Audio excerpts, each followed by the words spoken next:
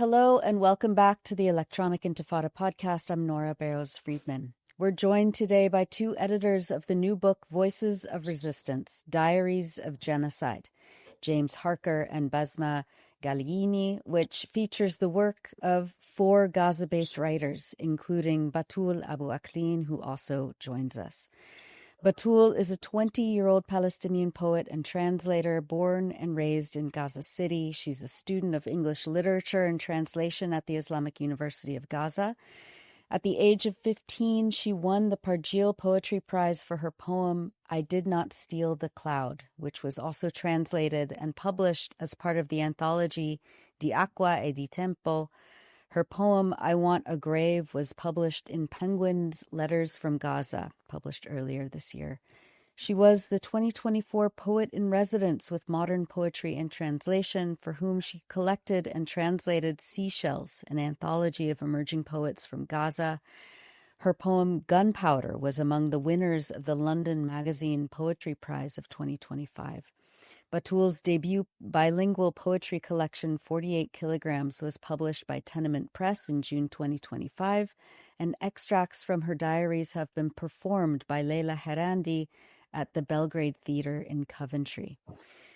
Writing about the imminent publication of her new poetry collection, Batool Abu Akleen is overcome by guilt. I've written all my poems on the blood of my comrades and loved ones, she writes, on my pain, on my burnt fingertips, on the prospect of my own death. When I finish writing a poem, I look at it with tears welling in my eyes and heart. Oh God, how beautiful it is, and how ashamed I am that pain looks so beautiful. And this is how the book starts. Batool, I want to start with you. You're in Gaza. We're recording this on August 11th as Israel is carrying out full-scale slaughter in northern Gaza and Gaza City. Describe, if you can, what's happening around you.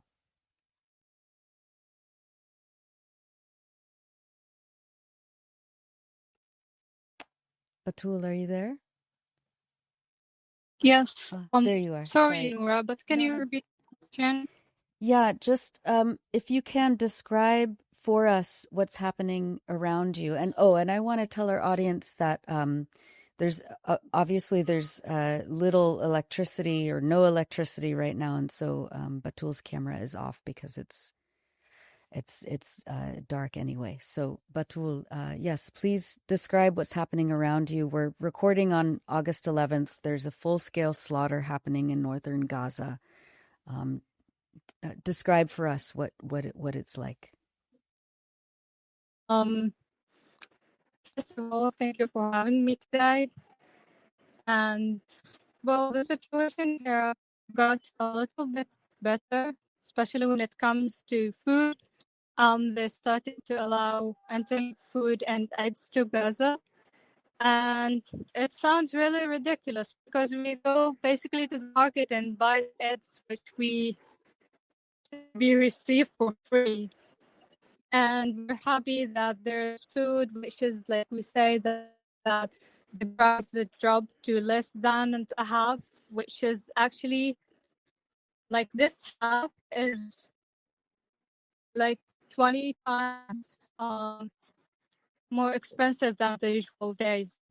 So basically, we're just happy that we can find something to eat, but we can almost barely buy. So yeah, it's a bit better. I got from the market 10 minutes ago. So I was basically there. It's so lovely just to see people in the street and they're buying food and sugar, especially sugar. So basically you can find 4 things, mainly flour, oil, sugar, and feta cheese. So we're happy just to have all those kind of things. As like it's been ages since we had feta cheese, so yeah, it sounds wonderful. And I'm living near the sea, so basically all the edge trucks comes from my street. So this is the daily view from my window. I just watch people sitting on the edge trucks and holding flour bags or they're in their way key or a boost events. Batool, you're a poet and a writer. What's your process in writing these days? I mean, these days are full of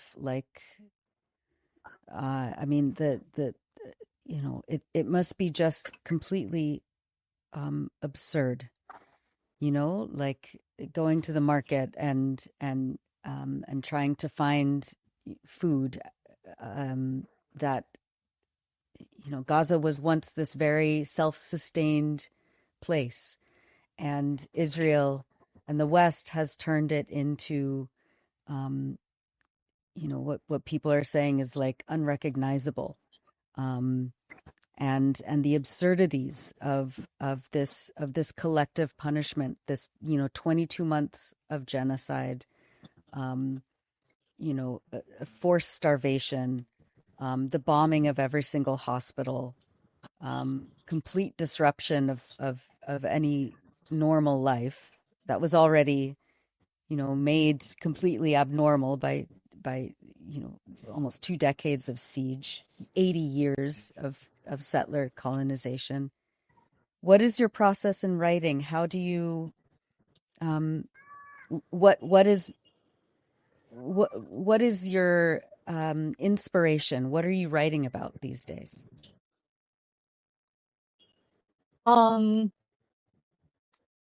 As I just got my diaries, which I've been writing since the beginning of genocide. So, yes, and I decided to just become, let's say, a full-time writer. So this is what I'm doing. I go to a workplace near to my house because of the electricity, and I need to work on my laptop. So I go to a workspace. Recently, I started to do that from 9 a.m. or 10 a.m. to 5 p.m. And I just sit and keep writing.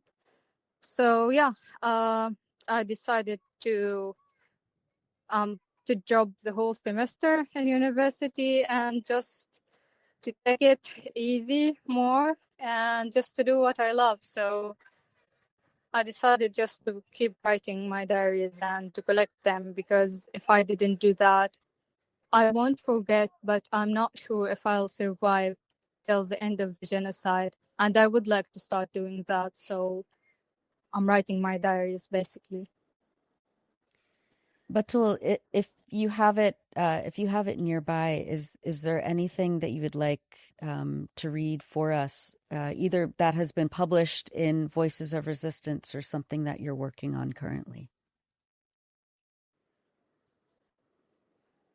Well, diaries or Yeah, whichever you want to share with us. I didn't really prepare myself for that. So if you give me just 2 minutes to Absolutely. just to go through my files. Great. Well, let's turn to James and Basma. Basma, you grew up in Gaza. You're in the UK now. Can you tell us about this project, and what it's been like working with these young writers, and all the while seeing everything you've known and loved in Gaza be attacked, and in this, just incomprehensible genocide? First of all, thank you for having us. Thank you, Electronic Intifada, for having us and giving us the platform to speak here, and especially Batool, obviously. Since the beginning of the genocide, well, I'll go back before the genocide. In 2014, Comma Press started. I asked 𝐓𝐡𝐞 Abu Akleen, a Palestinian writer, to document to write his diaries, and ever since then, we thought it would be the only thing you can do on any level. You feel so helpless when those onslaughts take place. I mean, what can a publishing house, maybe your first reaction is, what can a publishing house do in an emergency situation like this, when people lives are at stake, and Palestinians are being murdered by the Israeli army on a daily basis. But then you realize that the equivalent of an emergency state for short stories and fiction is writing diaries, and that's what we did. We asked 𝐓𝐡𝐞 Abu Akleen to write his diaries at the beginning of the genocide, and he documented his diaries in Don't Look Left, a Diary of Genocide. And then we reached out to Batool, Sundus, Nahil, and Ala, who to write their diaries. And for me, there is a hugely personal element, obviously, because in 2023, I took my family, my partner, Ra, and my 2 children. I took them in 2022. All the years have gone together. 2022, we went to Gaza to visit my mother, and we spent a month there. And Ra, the chief editor of Comma Press, met a lot of Palestinian writers who he'd been in touch with beforehand, and including Nahil and Sundus. So when the genocide happened the following year, in 2023, it just felt very important that we document or ask those who can to write some diaries, especially there were some connections with Refat Alareer, who was a friend of ours, and some of the writers in the book are his students. So it was, for me personally, I'm going to be honest with you, I just feel you go through phases of thinking, what is the point? What is the point of any of it? But then you read the diaries and you meet Batool and you meet Sundus and you realize, and Nahil, and you speak to them and you realize that's the point. We need to instill hope and determination, resilience, and especially resistance in any way and form possible. And in this particular instance, writing is the way to resist. That's where I'm personally coming from it. So, yeah. I love that. Yeah, I mean, there's ways in which art and writing and this is what Dr. Refat always talked about too, which is like, we have to find ways to punch through the despair, the walls of hopelessness or helplessness that the West, and Israel as the perpetrator of this genocide want us to feel. We want, they want us to feel helpless. They're depending on despair. It. They are absolutely depending on it. Yeah. That's it. Batool, if you're ready, we would love to hear some of your writing.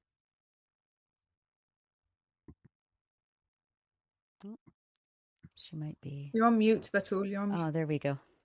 Yes, I'm here. I'm gonna read a poem. Great. Not a diary.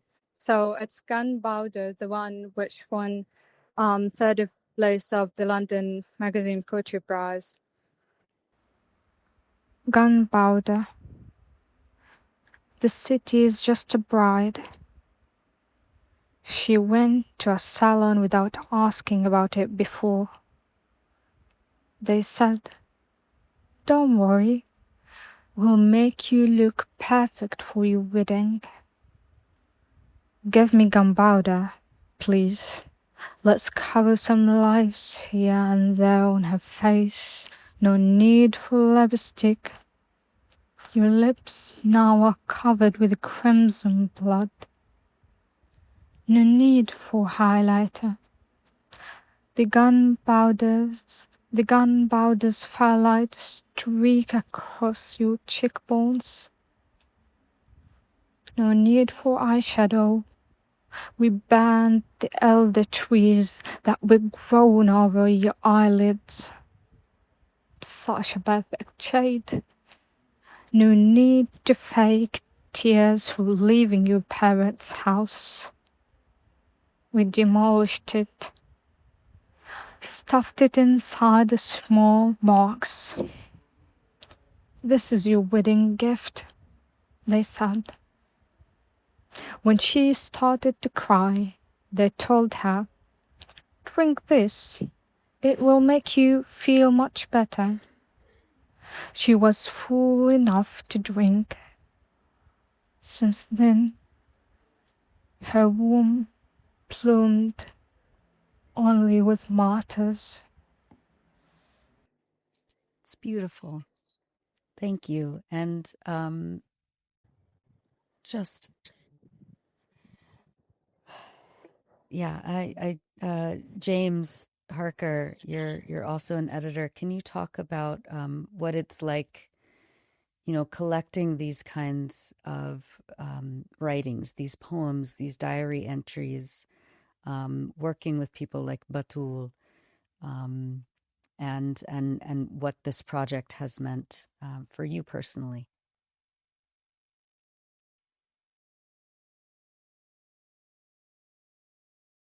Thank you. Yes, I think if it was any other situation in which I was working as an editor with Batool and with Sun Doesn't Heal Allah, it would be such an honor to work with writers as brilliant as they are, because I think there's so much depth in these diaries and so much poetry, actually so much humor. For example, Batool, in your diary where you speak about the about trying to catch the taxi, and I think with every writer it's been a different process. I know, Batool, your diaries are focused on 1 week, which is the week of the ceasefire announcement back on January 16th, and but with Sun Doesn't Heal, it was about collecting diaries over a period of 18 months. And originally some of those were written for a stage version of this project. Yes, but really it is an honor to work with these, but I think it's just so important that not just this book, but that all your voice, your words continue to be heard in so many places.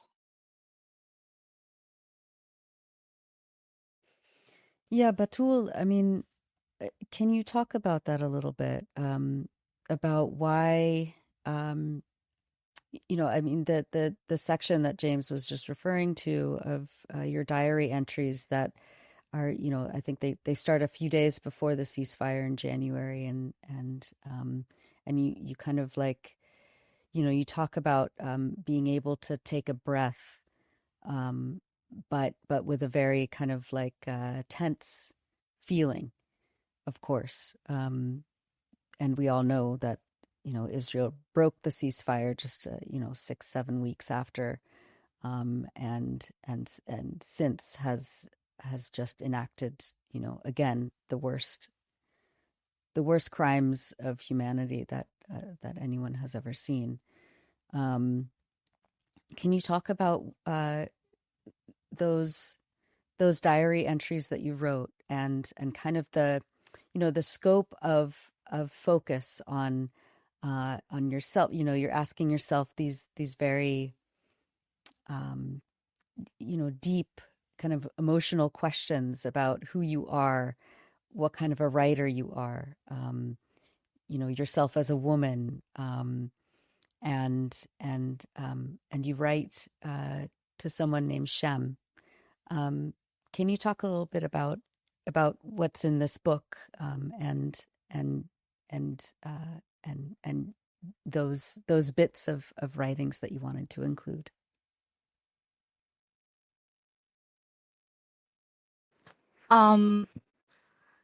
Actually, until the last moment, I was just thinking of just emailing Comma Press and telling them I don't want to publish those diaries. I really questioned myself so much, multiple times, if I really don't want to show this or not. They mean so much to me. They are so personal. I'm talking more not only about the world around me, but also how I feel towards it and how I interact with everything, and how most of the time I was just depressed and tired and depressed enough to stay lying in bed all the time. So it wasn't really easy for me just to share this part about how tired I was, how weak I was, or this is how I used to think about it. And especially the part about me being a woman in such situations, and how hard it is to be just by yourself and the oldest daughter, and you hold all the responsibility almost of the whole family over my head. So it wasn't really easy to share those diaries. And by the way, I still suffer till today with the transport. It's like I got back to home while I'm walking, actually, because I couldn't find a car. So I still suffer with that till today. And this diaries, I talked also about how it feels like being a writer in such occasions, and how it feels like to edit others, not only to be edited. And I'm still having the same questions, and I was actually going through my previous diaries, the one which wasn't published with Comma Press, and the ones also after that. And I do really still have the same questions, and I can't find an answer for them. I'm not sure if I'll be able to find answers one day, but I'm looking for some. So yeah, this is how it's been. And by the way, Shams is the name of the notebook in which I used to write my diaries. I love to name everything around me, including my notebooks. So all of them have names, and one of them was Shams. So till the moment I have, I guess, 6 notebooks. And I just published 7 in Voices of Resistance, because my diaries include also sometimes drafts of poems, sometimes just some thoughts and ideas about things I noticed while just sitting and holding this notebook and watching the world around me. And yeah, just enjoying the beauty in the midst of the genocide, watching the sky, the sunset, the sunrise, the birds, the sea also. So yeah, it like those notebooks were a bit messy, so I felt 7 will be enough till I have more time, until I decide just to collect all those ideas together. Basma, can you tell us about some of the other writers included in this collection, and you know how you found them, how it was editing, you know, with James and with Ra, their work, and kind of what stands out for you the most in this collection?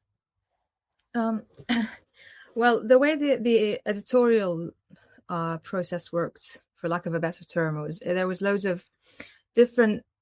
There were 3 of us, and we were all talking to different writers within the collection. Now, James, you can fill in any gaps here, but I can confidently speak about Nahil, Sundus, and Ala.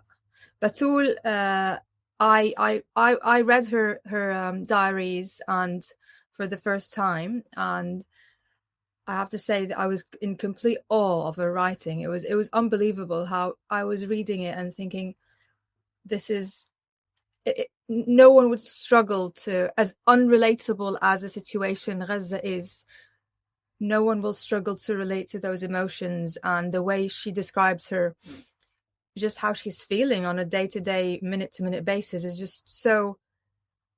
I don't think I've ever, I mean, I'm 42 and I don't think I've ever been that in touch with the way I feel on any level, let alone being able to express it. Just the way she speaks about her feelings and reflects on the world is unbelievable. And that completely struck me.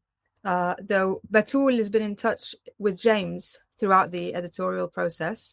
I met Nahil and Sundus. We've lost Batool there. I met Nahil and Sundus and in Gaza when we went in 2022 as part of just when we went, we were there for a month and we wanted to make it a point to just meet as many writers as we possibly could. Because like I said, Ra had previously worked with writers, but he'd never met them. He'd been publishing books from Gaza for a long time. Had been publishing books from Gaza for a long time. So it was just part of it being full circle in a sense for him and 𝐄𝐿. So when we were there in 2022, we met Nahil. We actually met her or found out about her through one of our other editors, Maya Abu Hayat, who edited the Book of Ramallah. And she came to my mum's flat and showed us her work, and we had coffee. And then Sundus was one of Rifat's students, and Rifat for 3 days had taken Ra, shown him around Gaza, fed him, got him to meet as many people as possible, and Sundus was one of the people he met. Ala, we met through Atif, who published his diaries with us as well. And it's that's how we met them. And yeah, that was your question, wasn't it? Yes, and what kind of stood out to you the most, like they all stood out selection, in different ways. They all do things differently. So Nahil is very, very funny. Generally speaking, Gazans have this gallows sense of humor. We're very dark. We joke about, and you can imagine what it's like for me being surrounded by English people and then joking about something and everyone just kind of complete silence in the room, no one knowing what to do or say with that. I mean, James can relate to that, I guess.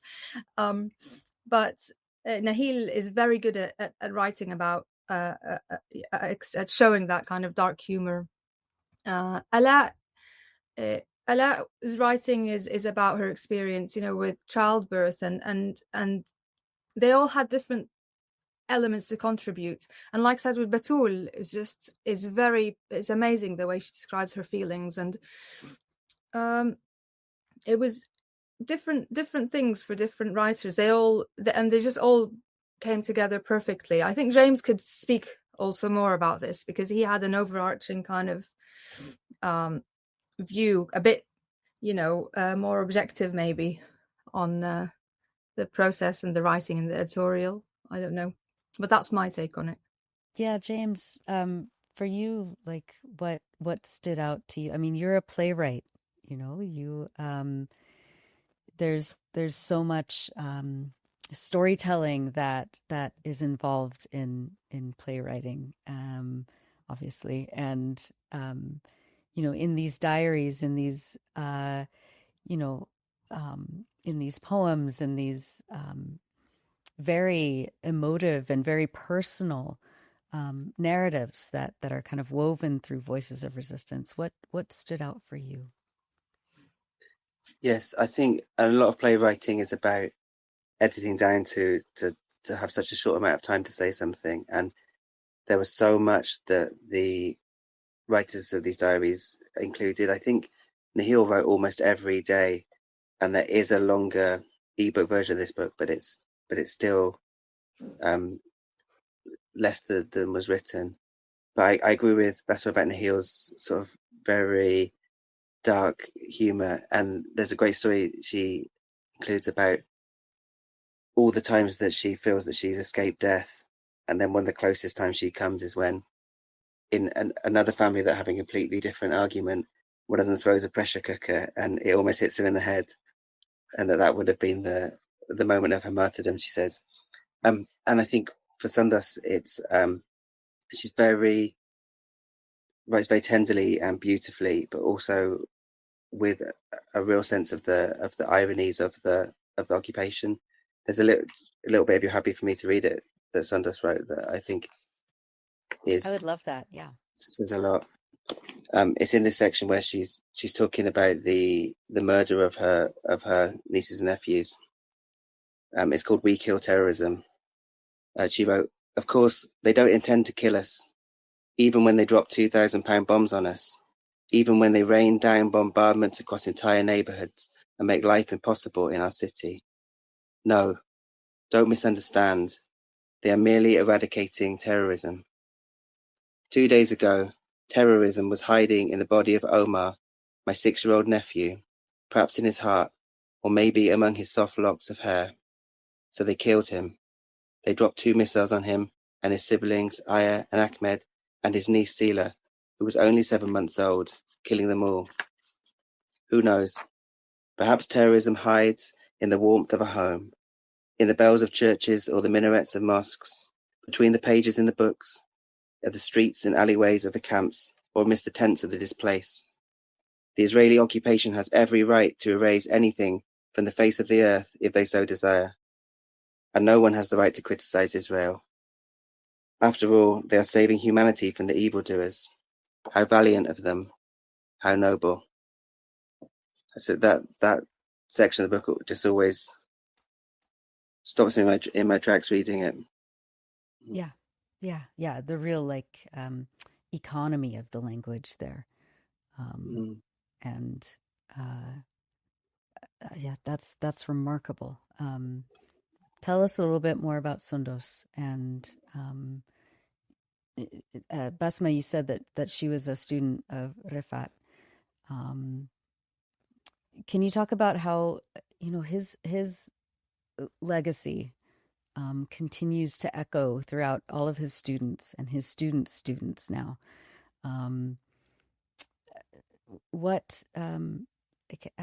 do you see the ongoing kind of teachings of Dr. Refat in his students and in this writing collection? I mean, you only need to read, for example, Sundus's writing to see. You just yeah. I mean, I have no idea how to answer that question. I have no idea. I'll have to think about that, because to be honest, it was Ra who dealt more with Rifat. It was Ra. He was Ra's friend. I mean, feel free to edit all this out, obviously. I'm just saying, he was Ra's friend. I met him once. We had coffee. We were in 𝐓𝐡𝐞 restaurant, which was bombed recently. And he just showed up in this really tiny car, and he had, I think, a copy of Roots that he was reading. And there was just something so beautiful about him. It just sounds so. And it was Ra who was in touch with him. But for me, I really wish I'd known him before that, after I met him, and that we had coffee for 45 minutes. And it was just, he was just such a nice, relaxing presence. In terms of literature, I've gotten to know him through his literature with everybody else after he was killed. And whenever I see his name or meet someone that he taught, you get loads of people saying, or kids or children, no, to me kids, that, loads of young people saying, yeah, he taught me Ahmed Mhannas, who's been present in a lot of the stage readings of Voices of Resistance, is one of his students, and it's just lovely to see people who he knew. But in terms of literature, I don't think I can. I can't think of what. His poems, his kite poem, for example, the way it just spread. it's just very powerful. But I can't, Yeah. don't really know how to answer that question. Yeah. Yeah. It's kind of like his influence was kind of immeasurable that way. Yeah, absolutely. It's just the way you just think of his presence before. I mean, people knew who he was before he was killed by the Israelis, and then after he was killed, just you cannot believe the amount of people he touched, whose lives he touched, and it's just amazing. Yeah. Batool, we're hopefully you're able to connect again. Maybe just one more question, and then I'll let you go so that you don't have to keep trying to connect, and especially with the lack of internet and electricity there. But Batool, what do you hope readers get out of this collection, and your writing in particular? How do you want people to interpret or absorb your writing?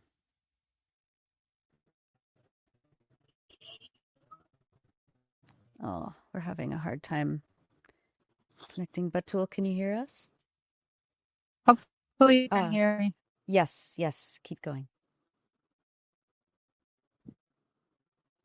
Can you hear me? Yes, we can. Can you hear us?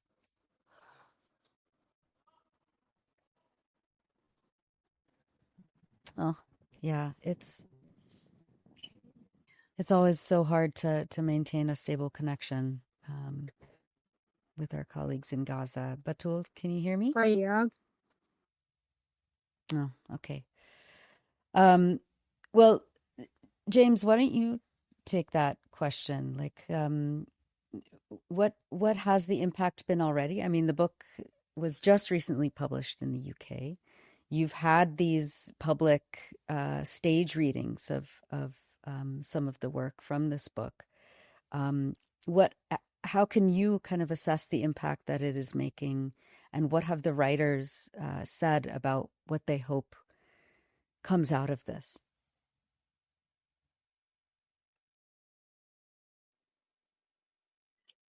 It's a shame that we can't hear from Batool on this, and also from Batool on Refat and his influence on her, because I feel like she's the person here who's really in depth on Refat and his poetry, and I know we've had conversations about the roots of the If I Must Die poem, and everyone seeing a different direction. I know Raz saw Claude McKay and the Black Panthers, and I saw Emily Dickinson, and there's Rupert Brooke, and the richness of all of that. And I think that Batool's writing is also so full of that richness of drawing on history and being completely unique.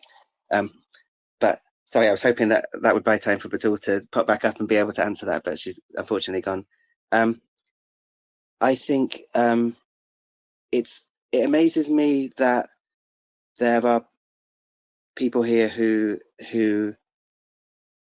aren't aware of some of the things that are being written about in this book, and aren't aware of exactly what Israel are doing in this genocide.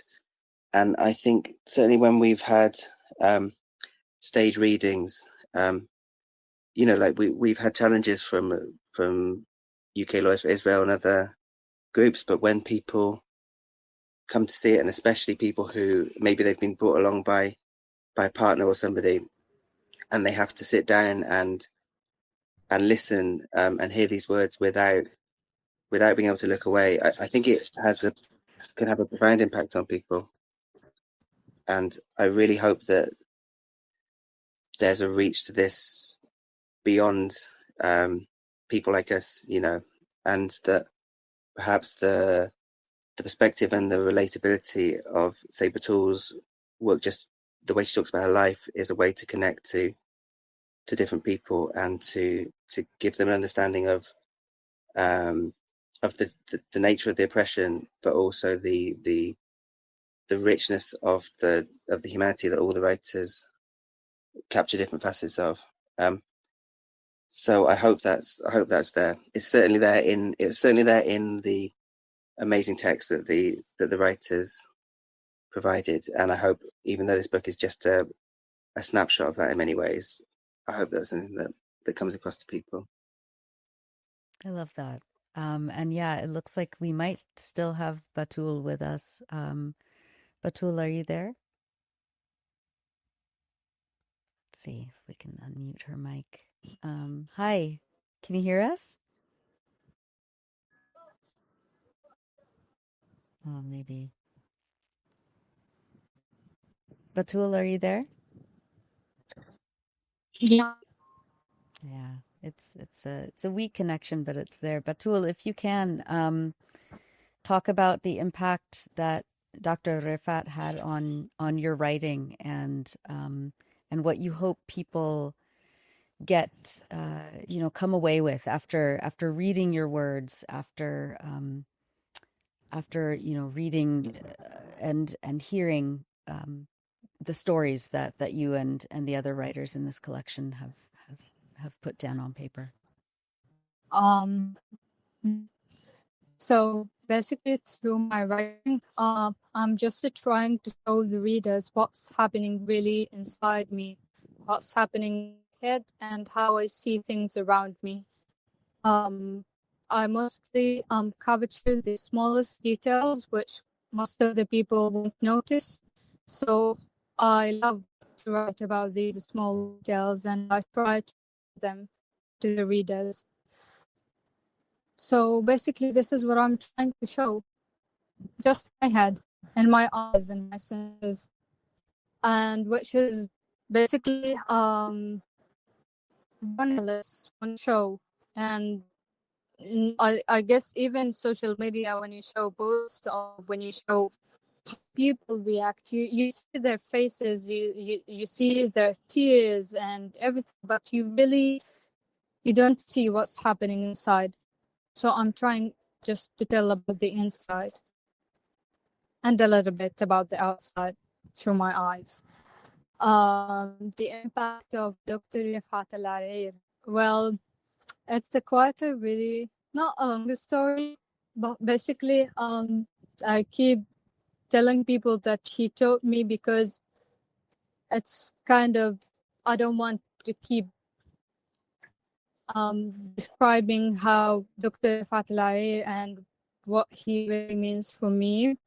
On the 7th of October, when this genocide started, I was in my way to Dr. Refat Alareer office, and I was just going to introduce myself to him after being shy for almost a year and saying, like, what if he mocked me? What if he said this and that? And yeah, I decided to be courage and to go to introduce myself to him. And he was almost the only person I could find in my university who wouldn't mind if I told him I'm just crying because the sun today is really beautiful, and he will totally understand what I mean because he was a real poet.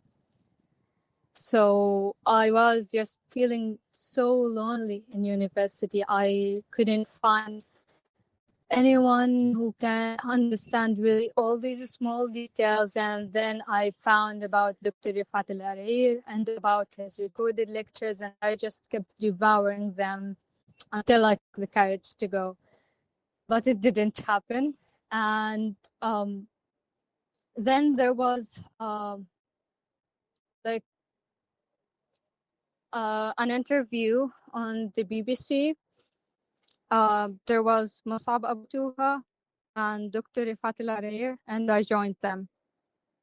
And during that, I was like, oh my God, like I didn't expect myself to be talking to him on the BBC about the genocide, just like that. And then suddenly we received some warns about the building next to us is going to be bombed, and we had suddenly to leave the place. And I was just saying, guys, I have to leave. They are going to bomb the place next to us. And it was really chaotic. And I kept, since that time, I kept feeling, why was you shy that much? You missed a lot. So, and I was just, there's a poem in my book which is called How I Cook My Grief, and it was written since before the genocide. So I was going to discuss the translation of this poem with him, but unfortunately this didn't happen, and until I received the news of his murder, and it was the best thing, and I kept just asking myself, what's the purpose of writing? He kept writing and he kept telling the truth, but it all of this didn't protect him, and this doesn't even protect anyone. It's just puts us more in danger. They are afraid of words, of people who are just have loud voice and they tell things. So yeah, sometimes I just think a lot about what I do, about my writing, about even my like being with you now and talking about all these things. I know I'm putting maybe myself in danger and my family, and even Basma, James and Ra and Comma Press and everyone that published my writing, all of them are just putting themselves in danger, and I feel I'm taking part of putting people in danger. So yeah, that's just horrible basically. I feel I turned into another missile that might explode and harm people around me. I mean, I think that's a normal, natural concern and worry, because Israel has tried to turn words into weapons. I mean, they assassinated Refat and so many others, because there were because he was a courageous voice. But I think that by documenting, by writing, by continuing to to put down on paper what you're seeing around you and what you're going through, I think is I mean, it's an act of resistance. It's an act of courage. It's an act of dignity, and to keep going is the only thing I think that we can do. In the UK, where James and Basma and your co-editor Ra are, they're trying to make it illegal to say that you don't support the genocide, that you want Israel to stop killing children. They're afraid of words. They're afraid of public opinion, which is swinging, every day more and more, against this Holocaust that we're seeing. Yeah, I don't know. I mean, James and Basma, how do you hold that? I mean, obviously it is frightening for people in Gaza to be public, to write about what they're seeing, to report on what they're seeing. I mean, we saw Anas Al-Sharif, one of the most prominent broadcast journalists working for Al Jazeera Arabic throughout the 22 months of this genocide, who was hunted by the Israeli military openly and publicly. He was just killed last night. How do you hold this? How do we console those around us who are still working and writing poems? And I mean, what do we tell our colleagues like Batool? How important is it to keep writing these days?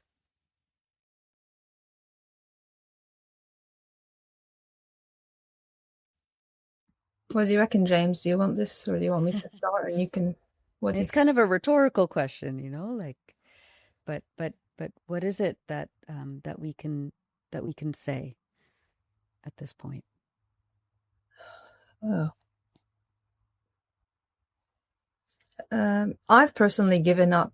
I've said this a few times now. I've given up on any kind of news outlets or any sorts of news. You just, to say the least, take it with a pinch of salt. I don't trust it. I don't trust the intention of any kind of news reporting. With the whole manufacturing consent, there's always a reason why news is being reported the way it has. Recently, the news is being reported in a way to make us think certain things, so then we can serve a certain purpose unknowingly.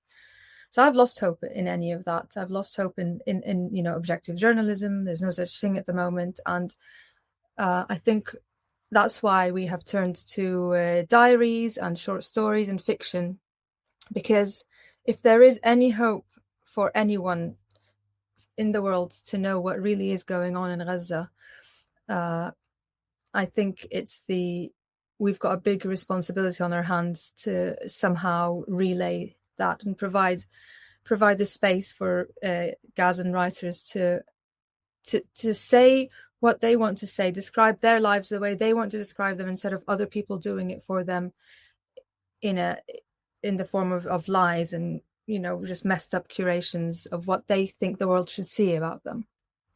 That's all. I find myself being really angry. Like, if, say, I'm reading Batool's writing, I'm angry at the fact that I'm surprised by certain things that she writes. Let's say, because I was an 18, 20-year-old once in Gaza.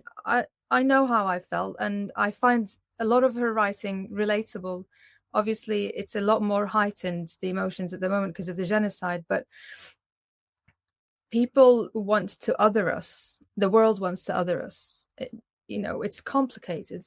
It's just, just don't even try. So it's very powerful what Batool is doing and what Sundus is doing. It's very powerful. And Batool said something to the effect of, and correct me if I'm wrong, Batool, she hates it when people when she describes her writing as beautiful, obviously, because it's painful, but it's not meant to be beautiful. It's meant to be powerful. It's meant to tell people what's really going on, and it's meant to take control of the description and take control of the narrative and take it in our own hands. Gazans, we can speak for ourselves. We can tell people what's happening. We don't need people telling us what to say or how to think or what to do. We're very capable. So that's why it's very important for the writers to keep writing, the singers to keep singing, and the cooks to keep cooking, and so we can take control of our lives and our narratives. Yeah, absolutely. In the full dignity that that you deserve. James, anything to add on that? How do we measure the importance of that kind of writing, of not speaking for a group, especially Palestinians who have been so thoroughly dehumanized by the West and especially Western corporate media, to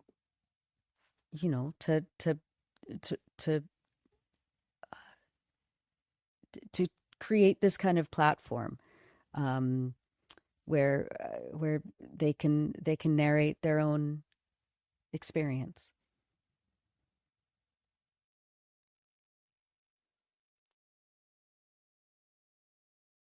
I mean, there's not much I can add to what Basma has said. I think there is a breaking point of the absurdity of the Israeli narrative in the West, and to the point you hear Israeli politicians saying, I know, I think, in what was it last weekend, 470 people arrested in London for holding signs saying, I oppose genocide, I support Palestine action. I think in some ways the absurdity that pushes people who were otherwise disconnected to seek out, I guess, the words of Gazans, of Palestinians, but then you know, the price of what it's taken to bring that is not, I don't know. Yeah, there's nothing eloquent I can add to that, except to say,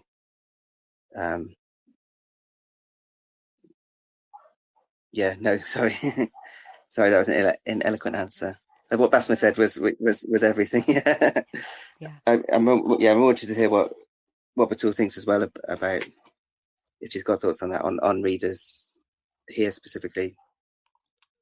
Yeah, Batool, I mean, you know, the writing is all in English. It's for an English-speaking audience. What kind of impact, do you hope that this collection creates? I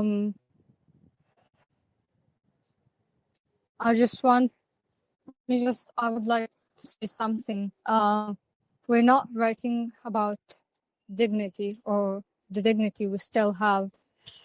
We're writing about the dignity we threw in the garbage when the first day of the genocide came. When we stand for the first time and drinking water lines, when we standed for the first time to get AIDS, and when we had to beg people to give us what we never expected to ask for. We had to leave our houses and just to live in tents or in shelter in the most humiliating ways. When I had to share the bathroom with 30 people, mostly strangers, people I never met in my life, and I had no privacy. I just go to the bathroom and people are waiting for me while this is what I'm writing about, and this is what the other writers also trying to say. I mean, we lost our dignity, or we decided just to neglect existence, otherwise we wasn't going to be able to continue. Because thinking about dignity and about our lives as humans, it will drive us crazy if we did that. I mean, even let me talk about my father who lost his job and suddenly our 2 apartments and everything, and he found him just after 50 years without anything at all. And he had to try in all possible ways just to save his family and to keep everything up and to feed us and to take care with everything. So yeah, this is what we're writing about. It's not about our dignity. We lost it months ago. Let's say it's been years actually. So this is what we're writing about.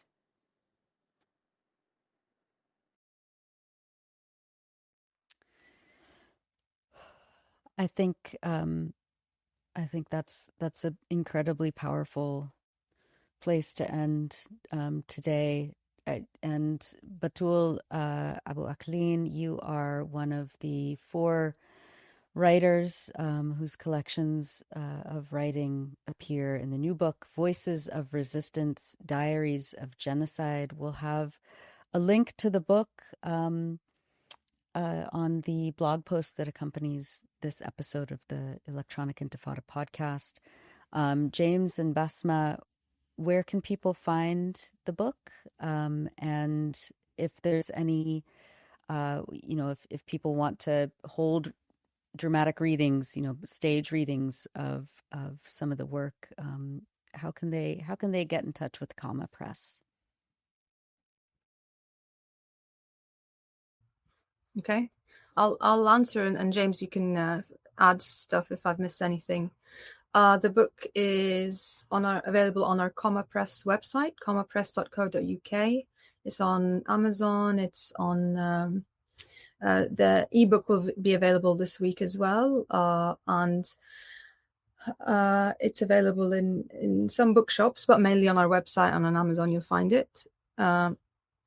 And if you want to hold readings, you can get in touch with us at Comma Am I right, James? Just email us at comma. Yeah, absolutely. Yeah. You'll And find I think the details on the website. Sorry, Basma. And I think that's encouraged, isn't it? If people want to, I think, and obviously all of the money from the book goes to the writers directly. Also in North America, Biblioasis are publishing it, and I think it's available to pre-order now as well. Yeah, and you can get in touch with us if you do any readings, and then we could just share, the press. We can promote the readings, and yeah. I love that. Thank you all so much, Batool Abu Akleen, James Harker, and Basma Ghalayini at Comma Press. Thank you for having us. Thank you all for the work that you're all doing. Batool, please be as safe as you can, of course. And thank you all for making the time to come and talk about the book on the Electronic Intifada. Thank you. Thank you.